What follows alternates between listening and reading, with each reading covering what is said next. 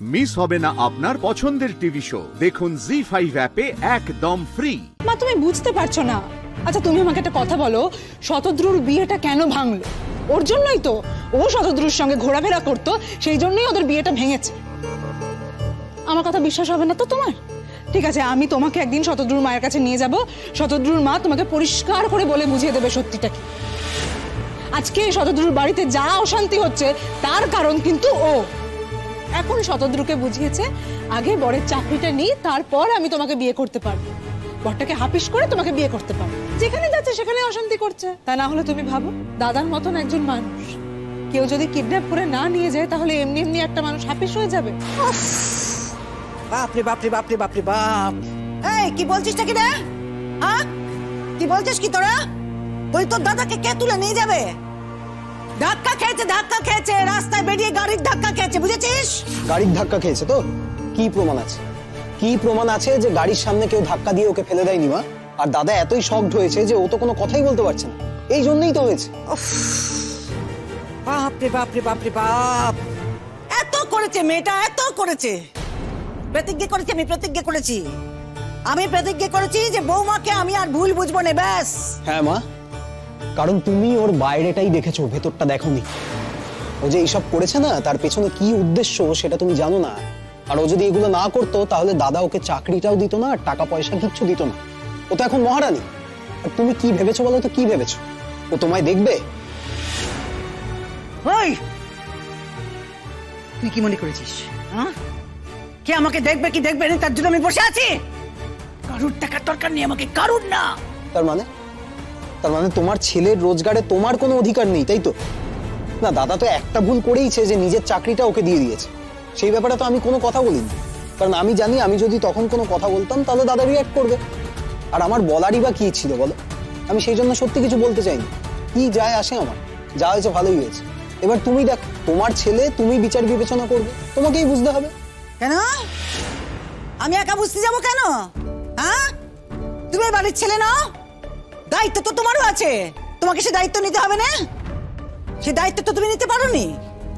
মার কি একটা ছেলে নাকি? হ্যাঁ সব দায়িত্ব সে নেবে? কখনো নিজে দায়িত্ব নিয়েছো? তুমি কিন্তু মাকে কোনোদিন কোনো আশ্বাস দাও নে। আশ্বাসটুকু তো দিতে পারতে নাকি? হ্যাঁ আজ হঠাৎ করে মনে হলো যে মার কানের কাছে বলতে থাকি বড় বৌদি খারাপ, শিমুল খারাপ। শুনবো কেন? হ্যাঁ প্রথম থেকে তুমি যদি আমাকে বলতে যেতে যে কোনটা খারাপ, তাহলেই হতো। দেখো মা, আমি তোমাকে বলছি প্রথমেই তোমার ছেলের চাকরিটা এই কে বলেছে তোকে আমার ছেলের চাকরিও নিতে চেয়েছে? আমার ছেলের চাকরিও নিতে চাইনি। আমার ছেলে জোর করে তাকে চাকরিটা নিতে বলেছে, নেওয়ানো করিয়েছে। আহা, জোর করে নিতে চাইবেই বা কেন? আচ্ছা একটা কথা ভাবো না, যদি জোর করতো চাকরিটা নেয়ার জন্য, তাহলে তো মা তোমার অন্যরকম মনে হতো। ইনফ্যাক্ট দাদারও অন্যরকম মনে হতো। কিন্তু যখন দাদা বারবার করে ওকে চাকরিটা দিতে চেয়েছে, ও তখন বারবার করে রিফিউজ করেছে। কেন? যাতে তোমাদের মনে হয় যে ও খুব ভালো একজন মানুষ, যাতে তোমাদের মনে হয় ও মহান। আর সেটা তোমাদের মনে হওয়াটা খুব স্বাভাবিক, কারণ ও মানুষের মন নিয়ে, মানুষের ইমোশন নিয়ে খেলতে জানে। এখন চাকরি পেয়ে গেছে, টাকা পয়সা নিশ্চয়ই সব হস্তান্তর হয়ে গেছে এতদিনে, আমি শিওর। তা যদি না হয় তাহলে আমি কি বলছি? দেখো দাদাভাইয়ের জিনিস দাদাভাই কাকে দেবে না দেবে সেটা দাদাভাই ঠিক করবে, সেখানে আমাদের বলার কিছু নেই। কিন্তু এখন দেখো দাদাভাই চাকরিটা দেওয়ার পরেই দাদাভাইয়ের কত ক্ষতি হচ্ছে। তো এতদিন তো কিচ্ছু হয়নি, দাদাভাইয়ের দিব্যি ছিল। দাদাভাই যখন সবে একটু করে ভালো হয়ে উঠছিল না, তখনই দাদাভাইকে একটা ধাক্কা দিল। আচ্ছা মা, ও তো প্রথম থেকেই বলে এসছে যে দাদা কোনোদিনও ভালো হবে না, কিন্তু এটা তো সত্যি নয়। কি সত্যি না? ও কি কথা বলো, কি সত্যি না? মানে দাদার যদি আরো খারাপ হতো তাহলে তো খারাপ হতে থাকতো, কিন্তু সেটা তো হচ্ছিল না। ও তো ক্রমশ ভালো হচ্ছিল। শোনো মা, একটা কথা তুমি ভালো করে বোঝো, যে মানুষটা দুদিন আগে পর্যন্ত উপর থেকে নিচে নামতে পারতো না, সে তো আস্তে আস্তে নিচে নামতো, সিঁড়ি ভেঙে নামতো, সে লাঠির সাহায্য হলো, একা বাথরুমে যেত, বাগানে এসে বসতো, বেরোতো, নিজে থেকেই তো করতো। কিন্তু না, ওনার সে সব সহ্য হলো না। দেখলো ওনার কাছে তো কোনো উপায় থাকবে না, চাকরিটা চলে যাবে, তাই এত কিছু ঘটনা ঘটিয়ে আমার দাদাকেই সরিয়ে দিল। আর তুমি যে সিম্পল ব্যাপারটা কেন বুঝতে পারছো না, আমার না মানে আমি অবাক হয়ে যাচ্ছি মা। ওই হতে পারে? হ্যাঁ যা বলছিস তোরা এরকমটা কখনো হতে পারে কি? দেখো মা, তোমার হয়তো মনে হচ্ছে যে প্রতীক্ষা এসে সে কানে বিষ ঢালা শুরু করে দিয়েছে, কিন্তু বিশ্বাস করো সেসব করে না আমার আর কোনো লাভ নেই। তোমার ছেলে কোনো ক্ষতি হলে তোমারই হবে, কিন্তু যে ছেলে এসেছে ফিরে সেই ছেলেকে কি তুমি দেখতে চেয়েছিলে? আমার কি মনে হয় বলো তো, দাদা না কথা বলতে পারছে না এমনটা নয়, দাদা আসলে ভয় পেয়ে আছে। হ্যাঁ মা, দাদা না ভয় পেয়ে আছে, কেউ নিশ্চয়ই দাদাকে খুন করার চেষ্টা করেছিল, সেই থেকেই দাদার মনেই ভয়ের সঞ্চার হয়েছে।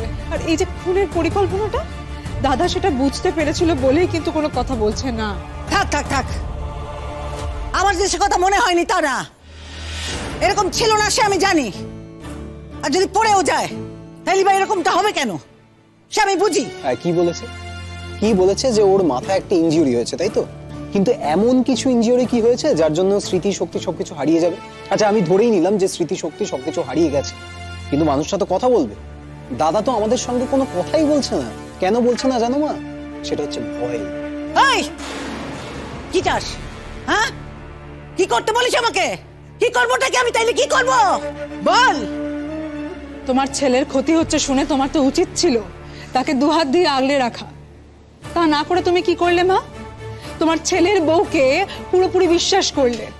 আরে বাবা, তোমাকে তো বুঝতে হবে সে তো একজন বাইরের লোক, তার জীবনে তো প্রচুর কেস আছে। যদি সত্যি সে সাধু হতো তাহলে তো অন্য কোনো ছেলের সাথে প্রেম করতে যেত না, তাকে বিয়েও করতে যেত না। আচ্ছা ঠিক আছে, তার একটা সম্পর্ক কাজ করেনি, ঠিক আছে মেনে নেওয়া যায়, কিন্তু তার তো সম্পর্ক বিয়ের আগে থেকেই ছিল।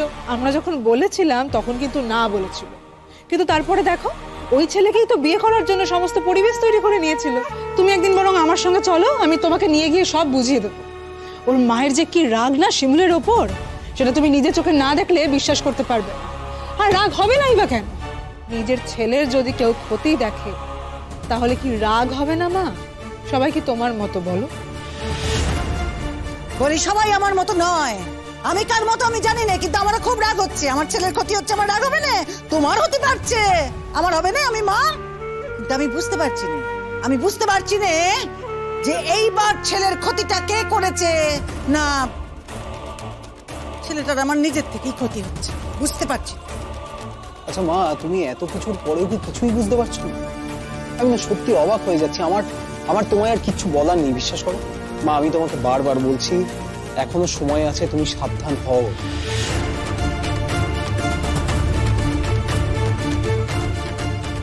মা, স্কুলে বেরোচ্ছি মা, তোমরা বোধহয় সবাই মিটিংয়ে ব্যস্ত। আরে এতদিন পরে বাড়ি ফিরেছি, মায়ের সাথে একটু কথা বলছি, এর মধ্যে আবার ব্যস্ত অব্যস্তর কি হলো বুঝতে পারছি না।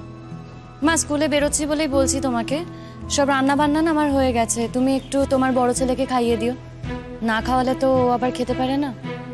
আসছি। বোমা, এই শোনো তো, বলি যার স্বামী এত অসুস্থ সবেমাত্র বাড়িতে এসেছে, সে তাকে ফেলে স্কুলে যায় কি করে আমি শুনি?